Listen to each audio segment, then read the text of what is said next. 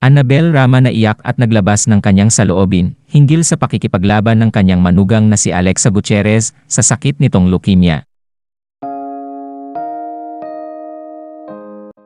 Nitong isang araw nagpost si Alexa Gutierrez ng kanyang recent photo sa Instagram account. Si Alexa ay asawa ni Elvis Gutierrez, isa sa mga anak ni Annabel at Eddie. Kasalukuyang nakikipaglaban sa sakit na leukemia si Alexa. At isa nga sa epekto ng chemo ay ang pagkaubos ng kanyang mga buhok, ani Alexa sa kanyang post. Noong una raw ay naging emotional at bahagyang nagalit pa sa pagkakalbo. Pero ngayon daw ay tanggap na niya, nagbiro pa ito na matagal na niyang gustong subukan ang ganitong hairstyle. Nag-comment naman ang biyena ni Alexa na si Annabel Rama. Anya, napakabait raw na manugang si Alexa at masinop ito at maalaga sa mga anak. Hindi man daw siya vocal sa kanyang nararamdaman ay alam naman daw ni Alexa kung gaano niya ito kamahal.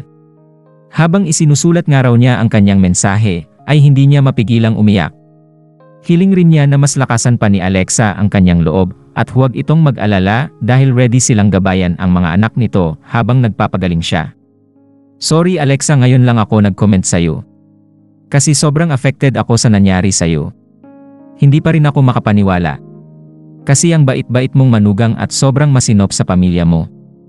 Matagal kang nakatira sa akin, mag-GF-BF pa lang kayo ni Elvis, hanggang sa ikasal at magkaanak kayo ay magkasama pa rin tayo sa bahay, kaya para na talaga kitang tunay na anak. Alam mong hindi ako vocal sa nararamdaman pero alam mo na mahal kitang parang anak ko na. Kaya alam kong gagaling ka. Lakasan mo ang loob mo, umiyak ako everyday dahil hindi ko matanggap na magkasakit ka.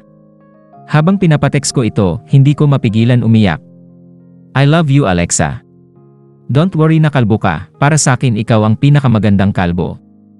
Mensahe ni Annabel sa manugang.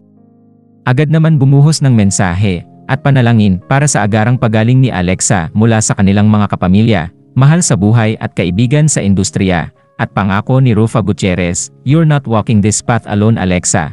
We will hold your hand every step of the way, love you." Matatandaang noong January 16, nanawagan si Rufa Gutierrez ng dasal para sa kanyang sister-in-law.